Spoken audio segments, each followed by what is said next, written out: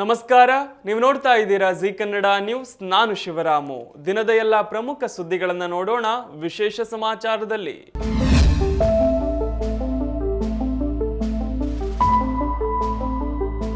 ಹವಾಮಾನ ವೈಪರೀತ್ಯದ ಕಾರಣ ವಿವಿಧ ತರಕಾರಿಗಳ ಬೆಳೆಯ ಇಳುವರಿಯಲ್ಲಿ ಭಾರಿ ಇಳಿಕೆ ಕಂಡುಬಂದಿದೆ. ಆದರೆ ಬೇಡಿಕೆ ಮಾತ್ರ ಹೆಚ್ಚಿರುವ ಕಾರಣಕ್ಕೆ ಟೊಮ್ಯಾಟೊ ಸೇರಿ ಹಲವು ತರಕಾರಿಗಳ ಬೆಲೆ ಗಗನಕ್ಕೇರಿದ್ದರೆ ಇನ್ನು ಕೆಲವು ಮಾರುಕಟ್ಟೆಯಿಂದಲೇ ನಾಪತ್ತೆಯಾಗಿವೆ. ಏಷ್ಯಾದಲ್ಲೇ ಅತಿ ದೊಡ್ಡ ಟೊಮ್ಯಾಟೊ ಮಾರುಕಟ್ಟೆ ಎಂದು ಕರೆಸಿಕೊಳ್ಳುವ ಕೋಲಾರ ಎಪಿಎಂಸಿ ಮಾರ್ಕೆಟ್ನಲ್ಲಿಯೇ ಪೂರೈಕೆಯ ಅಭಾವ ಕಂಡುಬಂದಿದೆ. ಮಾರ್ಕೆಟ್ನಲ್ಲಿ ಟೊಮ್ಯಾಟೊಗೆ ಭಾರಿ ಡಿಮ್ಯಾಂಡ್ ಬಂದಿದ್ದು 15 ಕೆಜಿ ತೂಕದ ಒಂದು ಬಾಕ್ಸ್ 600 ರೂಪಾಯಿಯಿಂದ 800 ರೂಪಾಯಿಗೆ ಮಾರಾಟವಾಗ್ತಿದೆ. ಮೊನ್ನೆವರೆಗೂ ಬಾಕ್ಸ್ ಟೊಮ್ಯಾಟೊ ದರ 150 ರಿಂದ 200 ರೂಪಾಯಿ ಇತ್ತು. ಟೊಮ್ಯಾಟೊ ಹೆಚ್ಚಾಗಿ ಬೆಳೆಯುವ ರಾಜ್ಯಗಳಾದ ಮಹಾರಾಷ್ಟ್ರ, ತಮಿಳುನಾಡು, ಉತ್ತರ ಪ್ರದೇಶ ಭಾಗದಲ್ಲಿ ಮಳೆಯಾಗುತ್ತಿರುವುದರಿಂದ ಉತ್ಪಾದನೆ ಕಡಿಮೆಯಾಗಿದೆ. ಹೀಗಾಗಿ ಹೊರ ರಾಜ್ಯಗಳಲ್ಲೂ ಟೊಮ್ಯಾಟೊಗೆ ಬೇಡಿಕೆ ಹೆಚ್ಚಿದೆ. ಕೋಲಾರದ ಎಪಿಎಂಸಿ ಮಾರುಕಟ್ಟೆಗೆ ಪಕ್ಕದ ಆಂಧ್ರಪ್ರದೇಶ ಹಾಗೂ ತಮಿಳುನಾಡು ರಾಜ್ಯದ ಗಡಿಭಾಗಗಳಿಂದ ಟೊಮ್ಯಾಟೊ ಸರಬರಾಜಾಗುತ್ತಿದೆ. ಜೊತೆಗೆ ಚಿಕ್ಕಬಳ್ಳಾಪುರ, ಚಿತ್ರದುರ್ಗ, ತುಮಕೂರು, ಮಡಿಕೇರಿ, ಮಂಡ್ಯ, ಚಾಮರಾಜನಗರ ಸೇರಿದಂತೆ ಹೊರ ಜಿಲ್ಲೆಗಳ ಟೊಮ್ಯಾಟೊಗಳು ಲಗ್ಗೆ ಇಟ್ಟಿವೆ. ಇನ್ನು ನುಗ್ಗೆಕಾಯಿ ಹೆಚ್ಚಾಗಿ ಬೆಳೆಯುವ ಪ್ರದೇಶವಾದ ತಮಿಳುನಾಡಿನಲ್ಲಿಯೂ ವರುಣನ ಅಬ್ಬರ ಮತ್ತು ಚಂಡಮಾರುತದ ಕಾರಣ ಬೆಳೆ ನೆಲಕಚ್ಚಿದೆ. ನಿರೀಕ್ಷಿತ ಮಟ್ಟದ ಬೆಳೆ ಮಾರುಕಟ್ಟೆಗೆ ಬಾರದ ಕಾರಣ ಇದಕ್ಕೂ ಬೇಡಿಕೆ ಹೆಚ್ಚಿದೆ. ಬೆಲೆಯಲ್ಲೂ ಗಣನೀಯ ಏರಿಕೆಯಾಗಿದೆ. ಅಲ್ಲದೆ ಮಾರುಕಟ್ಟೆಯಲ್ಲಿ ನುಗ್ಗೆಕಾಯಿ ಸಿಗೋದೇ ಕಷ್ಟ ಎಂಬ ಸ್ಥಿತಿ ಉದ್ಭವಿಸಿದೆ. ಮನೆಯವರ ವಿರೋಧದ ನಡುವೆಯೂ ಪ್ರೀತಿಸಿ ಮದುವೆಯಾಗಿದ್ದ ನವವಿವಾಹಿತೆ 3 ತಿಂಗಳಿಗೆ ಆತ್ಮಹತ್ಯೆ ಮಾಡಿಕೊಂಡಿರುವ ಘಟನೆ ಬೆಂಗಳೂರಿನ ಅಂದ್ರಹಳ್ಳಿಯ ವಿದ್ಯಮಾನ್ಯ ನಗರದಲ್ಲಿ ನಡೆದಿದೆ. ಅಮೂಲ್ಯ ನೇಣಿಗೆ ಶರಣಾದ ವಿವಾಹಿತೆ. ಅಮೂಲ್ಯ ಅಭಿಷೇಕ್ ಪ್ರೇಮಕ್ಕೆ ಮನೆಯವರ ವಿರೋಧವಿತ್ತು. ಕೊನೆಗೆ ಹೇಗೋ ಇಬ್ಬರು ಕುಟುಂಬದವರನ್ನ ಒಪ್ಪಿಸಿ 3 ತಿಂಗಳ ಹಿಂದಷ್ಟೇ ಅದ್ದೂರಿಯಾಗಿ ದಾಂಪತ್ಯ ಜೀವನಕ್ಕೆ ಕಾಲಿಟ್ಟಿದ್ರು. ಇದೀಗ ನವವಿವಾಹಿತೆ ಆತ್ಮಹತ್ಯೆ ಮಾಡಿಕೊಂಡಿರೋದು ಅನುಮಾನ ಮೂಡಿಸಿದೆ. ಆತ್ಮಹತ್ಯೆಗೆ ನಿಖರ ಕಾರಣ ತಿಳಿದು ಬಂದಿಲ್ಲ. ಮೃತ ಅಮೂಲ್ಯ ಕುಟುಂಬಸ್ಥರು ಮಗಳ ಸಾವಿಗೆ ಪತಿ ಅಭಿಷೇಕ್ ಕಾರಣ ಅಂತ ಆರೋಪಿಸಿದ್ದಾರೆ. ಪತಿಗೆ ಪತ್ನಿಯ ಮೇಲೆ ಅನುಮಾನ ಇತ್ತು. ಯಾರ ಜೊತೆಗೂ ಮಾತಾಡೋಕ್ ಬಿಡ್ತಿರ್ಲಿಲ್ಲ. ಅಡುಗೆ ಮಾಡೋಕೆ ಬರೋದಿಲ್ಲ ಅಂತ ಕಿರುಕುಳ ಕೊಡ್ತಿದ್ರು. ಅವರೇ ಹೊಡೆದು ಕೊಲೆ ಮಾಡಿದ್ದಾರೆ ಅಂತ ಆರೋಪಿಸಿದ್ದಾರೆ. ಘಟನೆ ತಿಳಿಯುತ್ತಿದ್ದಂತೆ ಬ್ಯಾಡರಹಳ್ಳಿ ಪೊಲೀಸರು ಸ್ಥಳಕ್ಕೆ ಭೇಟಿ ನೀಡಿ ಪರಿಶೀಲನೆ ನಡೆಸಿದ್ದಾರೆ. ಬಳಿಕ ಪತಿ ಅಭಿಷೇಕ್ನನ್ನ ವಶಕ್ಕೆ ಪಡೆದು ವಿಚಾರಣೆ ಮುಂದುವರೆಸಿದ್ದಾರೆ. ಸ್ಟ್ರೋಕ್ ಆಗಿ ವೀಲ್ ಚೇರ್ನಲ್ಲಿ ಜೀವನ ಸಾಗಿಸುತ್ತಿದ್ದ ಮಹಿಳೆಯನ್ನ ಕ್ರೂರವಾಗಿ ಕೊಲೆ ಮಾಡಿದ ವ್ಯಕ್ತಿಯೊಬ್ಬರು ನಂತರ ತಾವು ಆತ್ಮಹತ್ಯೆಗೆ ಶರಣಾದ ದಾರುಣ ಘಟನೆ ಬೆಂಗಳೂರಿನ ಸುಬ್ರಹ್ಮಣ್ಯಪುರದ ಚಿಕ್ಕಗೌಡನಪಾಳ್ಯದಲ್ಲಿ ನಡೆದಿದೆ. ಬಿಎಂಟಿಸಿಯ ಚಾಲಕರಾಗಿ ಕಾರ್ಯನಿರ್ವಹಿಸಿ ನಿವೃತ್ತರಾಗಿದ್ದ 65 ವರ್ಷದ ವೆಂಕಟೇಶನ್ 65 ವರ್ಷದ ಪತ್ನಿ ಬೇಬಿ ಅವರನ್ನ ಕೊಂದು ಬಳಿಕ ಆತ್ಮಹತ್ಯೆಗೆ ಶರಣಾಗಿದ್ದಾರೆ. ಬೇಬಿ ಅವರಿಗೆ ಕೆಲ ತಿಂಗಳ ಹಿಂದೆ ಸ್ಟ್ರೋಕ್ ಆಗಿತ್ತು. ನಂತರ ಅವರು ವೀಲ್ ಚೇರ್ನಲ್ಲೇ ಜೀವನ ಸಾಗಿಸುತ್ತಿದ್ರು. ದಂಪತಿಗಳಿಗೆ ಇಬ್ಬರು ಮಕ್ಕಳು ಕೆಲಸದ ನಿಮಿತ್ತ ಮನೆಯ ಹೊರಗಡೆ ಇದ್ದಾಗ ಘಟನೆ ನಡೆದಿದೆ. ಮಕ್ಕಳು ಕೆಲಸಕ್ಕೆ ಹೋಗಿದ್ದಾಗ ದಂಪತಿ ಸಣ್ಣ ಪುಟ್ಟ ವಿಚಾರಕ್ಕೂ ಜಗಳವಾಡ್ತಿದ್ರು ಎಂದು ಕುಟುಂಬಸ್ಥರು ತಿಳಿಸಿದ್ದಾರೆ. ಮಂಗಳವಾರವೂ ವೃದ್ಧ ದಂಪತಿಯ ನಡುವೆ ಜಗಳವಾಗಿದೆ. ಇದು ವಿಕೋಪಕ್ಕೆ ತಿರುಗಿದ್ದು ಕೋಪೋದ್ರಿಕ್ತರಾದ ವೆಂಕಟೇಶನ್ ಬಟ್ಟೆ ಒಣಗಿಸುವ ವೈರ್ನಿಂದ ಪತ್ನಿಯ ಕುತ್ತಿಗೆ ಬಿಗಿದು ಕೊಲೆ ಮಾಡಿದ್ದಾರೆ. ಬಳಿಕ ಅದೇ ವೈರ್ ಬಳಸಿ ತಾನು ನೇಣು ಬಿಗಿದು ಆತ್ಮಹತ್ಯೆಗೆ ಶರಣಾಗಿದ್ದಾರೆ ಎಂದು ಪ್ರಾಥಮಿಕ ತನಿಖೆಯಲ್ಲಿ ತಿಳಿದು ಬಂದಿದೆ ಎಂದು ಪೊಲೀಸರು ತಿಳಿಸಿದ್ದಾರೆ. ಮಧ್ಯಾಹ್ನ ಸೊಸೆ ಮನೆಗೆ ಬಂದು ನೋಡಿದಾಗ ಮನೆಯಲ್ಲಿ ಮೃತದೇಹಗಳು ಕಾಣಿಸಿವೆ. ತಕ್ಷಣವೇ ಸುಬ್ರಹ್ಮಣ್ಯಪುರ ಪೊಲೀಸ್ ಠಾಣೆಗೆ ಮಾಹಿತಿ ನೀಡಲಾಗಿದೆ. ಸ್ಥಳಕ್ಕೆ ಭೇಟಿ ನೀಡಿದ ಪೊಲೀಸರು ಪರಿಶೀಲನೆ ನಡೆಸಿ ಪ್ರಕರಣ ದಾಖಲಿಸಿದ್ದಾರೆ. ತನಿಖೆ ಮುಂದುವರೆಸಿದ್ದಾರೆ.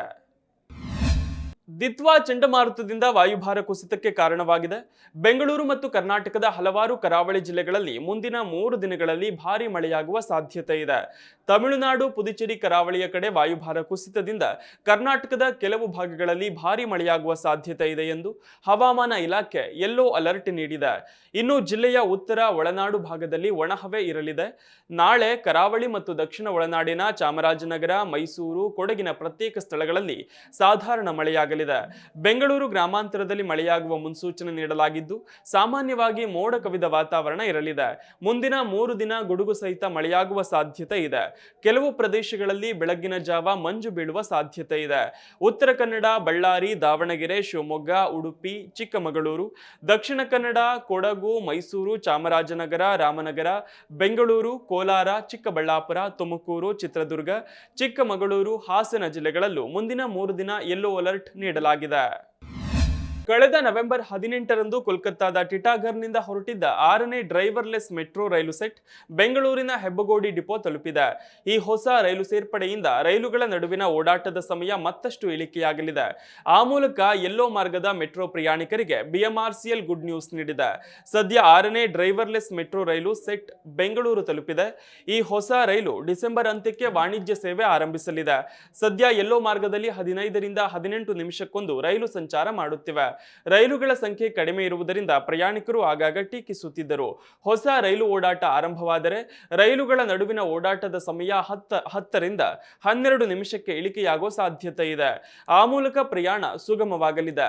ಇನ್ನು ಡಿಸೆಂಬರ್ ಮತ್ತು ಜನವರಿ ಆರಂಭದಲ್ಲಿ ಇನ್ನೆರಡು ಹೊಸ ರೈಲುಗಳು ಟಿಟಾಗರ್ನಿಂದ ಬೆಂಗಳೂರಿಗೆ ಆಗಮಿಸಲಿದ್ದು, 2026ರ ಆರಂಭದಲ್ಲಿ ಹಸಿರು ಮತ್ತು ನೇರಳೆ ಮೆಟ್ರೋ ಮಾರ್ಗಗಳಂತೆ ಹಳದಿ ಮಾರ್ಗದಲ್ಲೂ ಪ್ರತಿ 5 ನಿಮಿಷಕ್ಕೊಂದರಂತೆ ಮೆಟ್ರೋ ರೈಲು ಸಂಚಾರ ಮಾಡಲಿದೆ. ಆರ್ವಿ ರೋಡ್ನಿಂದ ಬೊಮ್ಮಸಂದ್ರಕ್ಕೆ ಸಂಪರ್ಕ ಕಲ್ಪಿಸುವ ಯೆಲ್ಲೋ ಲೈನ್ನಲ್ಲಿ ಸದ್ಯ 5 ಮೆಟ್ರೋ ರೈಲುಗಳು ಮಾತ್ರ ಸಂಚಾರ ಮಾಡುತ್ತಿವೆ. ನಕಲಿ ಸುದ್ದಿಗಳು ಪ್ರಜಾಪ್ರಭುತ್ವಕ್ಕೆ ಗಂಭೀರ ಬೆದರಿಕೆಯನ್ನು ತಂದೊಡ್ಡುತ್ತವೆ ಎಂದು ಕೇಂದ್ರ ಮಾಹಿತಿ ಮತ್ತು ಪ್ರಸಾರ ಸಚಿವ ಅಶ್ವಿನಿ ವೈಷ್ಣವ್ ಹೇಳಿದ್ದಾರೆ. ಸಾಮಾಜಿಕ ಮಾಧ್ಯಮ, ನಕಲಿ ಸುದ್ದಿಗಳು ಮತ್ತು ಎಐ ಜನರೇಟೆಡ್ ಡೀಪ್ ಫೇಕ್ಗಳ ಮೇಲೆ ಕಠಿಣ ಕ್ರಮ ಕೈಗೊಳ್ಳುವ ಅಗತ್ಯವನ್ನ ಅವರು ಒತ್ತಿ ಹೇಳಿದ್ರು. ಇಂದು ಲೋಕಸಭೆಯಲ್ಲಿ ಪ್ರಶ್ನೋತ್ತರ ಅವಧಿಯಲ್ಲಿ ಉತ್ತರಿಸಿದ ಅವರು, ಎಐ ಜನರೇಟೆಡ್ ಡೀಪ್ ಫೇಕ್ಗಳನ್ನು ಗುರುತಿಸಿ ಕ್ರಮ ಕೈಗೊಳ್ಳಲು ಹೊಸ ಕರಡು ನಿಯಮವನ್ನು ಪ್ರಕಟಿಸಲಾಗಿದೆ ಎಂದರು. ಯಾವುದೇ ಟಿವಿ ಚಾನೆಲ್ ಅಥವಾ ಪತ್ರಿಕೆಯ ವಿರುದ್ಧ ಬರುವ ದೂರುಗಳನ್ನು ಸರ್ಕಾರ ಮತ್ತು ಭಾರತೀಯ ಪತ್ರಿಕಾ ಮಂಡಳಿಯು ಸಕ್ರಿಯವಾಗಿ ಪರಿಶೀಲಿಸುತ್ತಿದೆ ಎಂದು ಅವರು ತಿಳಿಸಿದ್ರು. ಸಮಾಜದ ಮೇಲಿನ ನಂಬಿಕೆಯನ್ನು ಕಾಪಾಡಿಕೊಳ್ಳಲು ಮತ್ತು ಮತ್ತಷ್ಟು ಬಲಪಡಿಸಲು ಸಾಮೂಹಿಕವಾಗಿ ಕೆಲಸ ಮಾಡುವುದು ಕೇಂದ್ರ ಸರ್ಕಾರ, ರಾಜ್ಯ ಸರ್ಕಾರಗಳು ಮತ್ತು ನಾಗರಿಕ ಸಮಾಜದ ಜವಾಬ್ದಾರಿಯಾಗಿದೆ ಎಂದು ಅವರು ಹೇಳಿದ್ರು. ಪ್ರಧಾನಿ ನರೇಂದ್ರ ಮೋದಿ ಡಿಜಿಟಲ್ ಇಂಡಿಯಾ ಮೂಲಕ ದೇಶದಲ್ಲಿ ಹೊಸ ಕ್ರಾಂತಿಯನ್ನು ತಂದಿದ್ದಾರೆ.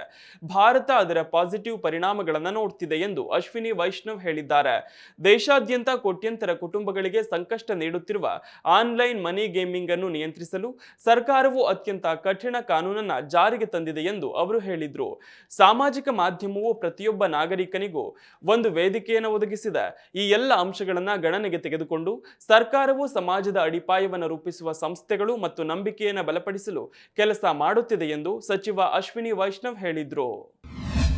ರಾಷ್ಟ್ರ ರಾಜಧಾನಿಯಲ್ಲಿ ಮಿತಿಮೀರಿದ ವಾಯು ಮಾಲಿನ್ಯದ ಬಗ್ಗೆ ಹೆಚ್ಚುತ್ತಿರುವ ಕಳವಳಗಳ ಮಧ್ಯೆ ಡಿಎಂಕೆ ರಾಜ್ಯಸಭಾ ಸದಸ್ಯ ಪಿ ವಿಲ್ಸನ್ ಅವರು ದೆಹಲಿಯನ್ನ ಗ್ಯಾಸ್ ಚೇಂಬರ್ ಎಂದು ಟೀಕಿಸಿದ್ದಾರೆ. ಈ ಗರಿಷ್ಠ ವಾಯು ಮಾಲಿನ್ಯದ ಅವಧಿಯಲ್ಲಿ ಸಂಸತ್ತಿನ ಚಳಿಗಾಲದ ಅಧಿವೇಶನವನ್ನ ಮುಂದುವರಿಸುವುದರನ್ನ ಮರುಪರಿಶೀಲಿಸುವಂತೆ ಡಿಎಂಕೆ ಸಂಸದ ಕೇಂದ್ರ ಸರ್ಕಾರಕ್ಕೆ ಒತ್ತಾಯಿಸಿದ್ರು.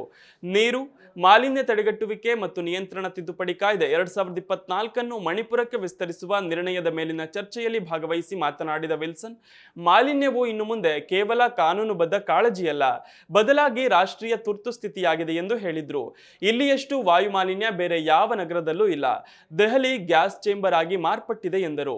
ವಾಯು ಮಾಲಿನ್ಯ ಜನರ ಉಸಿರುಗಟ್ಟಿಸುತ್ತಿರುವಾಗ ಸಂಸತ್ತು ಮೌನವಾಗಿ ಕುಳಿತುಕೊಳ್ಳಲು ಸಾಧ್ಯವಿಲ್ಲ. 2025ರಲ್ಲಿ ದೆಹಲಿಯು WHOನ ಸುರಕ್ಷಿತ ಮಾನದಂಡಗಳಿಗೆ ಹೊಂದಿಕೆಯಾಗುವ ಒಂದೇ ಒಂದು ದಿನವನ್ನು ನೋಡಿಲ್ಲ. ಮಾಲಿನ್ಯದಿಂದಾಗಿ ದೆಹಲಿ ಜನರ ಜೀವಿತಾವಧಿ 8 ವರ್ಷಗಳಿಗೂ ಹೆಚ್ಚು ಕಡಿಮೆಯಾಗ್ತಿದೆ ಅಂತ ವಿಲ್ಸನ್ ಹೇಳಿದ್ರು. ಗರಿಷ್ಠ ಮಾಲಿನ್ಯದ ದಿನಗಳಲ್ಲಿ ಚಳಿಗಾಲದ ಅಧಿವೇಶನವನ್ನು ನಡೆಸುವ ಅಗತ್ಯವಿದೆಯೇ ಎಂದು ಡಿಎಂಕೆ ಸಂಸದ ಪ್ರಶ್ನಿಸಿದ್ರು. ಹಾಗೆಯೇ ಈ ಚರ್ಚೆಗಳನ್ನ ಇತರ ಅಧಿವೇಶನಗಳಲ್ಲಿ ಮಾಡಬಹುದು ಅಂತ ಸೂಚಿಸಿದ್ರು. ಭಾರತ ಪಾಕಿಸ್ತಾನ ನಡುವಿನ ಸಂಘರ್ಷವನ್ನು ಕೊನೆಗೊಳಿಸಿದ್ದು ನಾನೇ ಎಂಬ ತಮ್ಮ ಹೇಳಿಕೆಯನ್ನು ಪುನರುಚ್ಚರಿಸಿರುವ ಅಮೆರಿಕ ಅಧ್ಯಕ್ಷ ಡೊನಾಲ್ಡ್ ಟ್ರಂಪ್ ನೊಬೆಲ್ ಶಾಂತಿ ಪ್ರಶಸ್ತಿ ಕೊಡಬೇಕೆಂದು ಪ್ರತಿಪಾದಿಸಿದ್ದಾರೆ. ಈವರೆಗೆ ನಾನು 8 ಯುದ್ಧಗಳನ್ನು ನಿಲ್ಲಿಸಿದ್ದು, ಪ್ರತಿಯೊಂದಕ್ಕೂ ನೊಬೆಲ್ ಶಾಂತಿ ಪ್ರಶಸ್ತಿಯನ್ನು ಕೊಡಬೇಕು ಎಂದು ಟ್ರಂಪ್ ಹೇಳಿದ್ದಾರೆ. ರಷ್ಯಾ ಉಕ್ರೇನ್ ಯುದ್ಧವನ್ನ ಉಲ್ಲೇಖಿಸಿ ಮಾತನಾಡಿರುವ ಟ್ರಂಪ್, ನಾವು 8 ಯುದ್ಧಗಳನ್ನು ಕೊನೆಗೊಳಿಸಿದ್ದೇವೆ, ಈಗ ಮತ್ತೊಂದು ಯುದ್ಧವನ್ನು ಅಂತ್ಯಗೊಳಿಸುವ ವಿಶ್ವಾಸವಿದೆ ಎಂದು ತಿಳಿಸಿದ್ದಾರೆ. ನಾನು ರಷ್ಯಾ ಉಕ್ರೇನ್ ನಡುವಿನ ಯುದ್ಧ ಕೊನೆಗೊಳಿಸಿದ್ರೆ ನೊಬೆಲ್ ಪ್ರಶಸ್ತಿ ಸಿಗಲಿದೆ ಎಂದು ಎಲ್ಲರೂ ಹೇಳ್ತಿದ್ದಾರೆ. ಆದರೆ ಭಾರತ ಮತ್ತು ಪಾಕಿಸ್ತಾನ ಸೇರಿದಂತೆ ಇತರೆ 8 ಯುದ್ಧಗಳನ್ನು ನಿಲ್ಲಿಸಿದ್ದರ ಬಗ್ಗೆ ಯಾರೂ ಮಾತನಾಡುತ್ತಿಲ್ಲ. ಆ 8 ಯುದ್ಧ ನಿಲ್ಲಿಸಿದ್ದಕ್ಕಾಗಿ ಪ್ರತಿಯೊಂದಕ್ಕೂ ನೊಬೆಲ್ ಸಿಗಬೇಕಿದೆ ಎಂದಿದ್ದಾರೆ. ಮೇ 10ರಂದು ಅಮೆರಿಕ ಮಧ್ಯಸ್ಥಿಕೆಯಲ್ಲಿ ಸುದೀರ್ಘ ಮಾತುಕತೆಯ ನಂತರ ಭಾರತ ಮತ್ತು ಪಾಕಿಸ್ತಾನ ಪೂರ್ಣ ಮತ್ತು ತಕ್ಷಣದ ಕದನ ವಿರಾಮಕ್ಕೆ ಒಪ್ಪಿಕೊಂಡಿವೆ ಎಂದು ಟ್ರಂಪ್ ಅವರು ಸಾಮಾಜಿಕ ಜಾಲತಾಣದಲ್ಲಿ ಪೋಸ್ಟ್ ಮಾಡಿದ್ದರು. ಅಂದಿನಿಂದಲೂ ಯುದ್ಧ ನಿಲ್ಲಿಸಿದ್ದು ನಾನೇ ಎಂದು ಟ್ರಂಪ್ ಅವರು 60ಕ್ಕೂ ಹೆಚ್ಚು ಬಾರಿ ತಮ್ಮ ಹೇಳಿಕೆಯನ್ನ ಪುನರುಚ್ಚರಿಸಿದ್ದಾರೆ. ಆದರೆ ಭಾರತ ಮತ್ತು ಪಾಕಿಸ್ತಾನ ಕದನ ವಿರಾಮದಲ್ಲಿ ಯಾವುದೇ ಮೂರನೇ ವ್ಯಕ್ತಿಯ ಹಸ್ತಕ್ಷೇಪವನ್ನ ಭಾರತ ನಿರಾಕರಿಸಿದೆ. ಇದಿಷ್ಟು ಈ ದಿನದ ಪ್ರಮುಖ ಸುದ್ದಿ. ನೋಡ್ತಾ ಇರಿ ಜೀ ಕನ್ನಡ ನ್ಯೂಸ್, ಸತ್ಯವೇ ಸುದ್ದಿಯ ಜೀವಾಳ.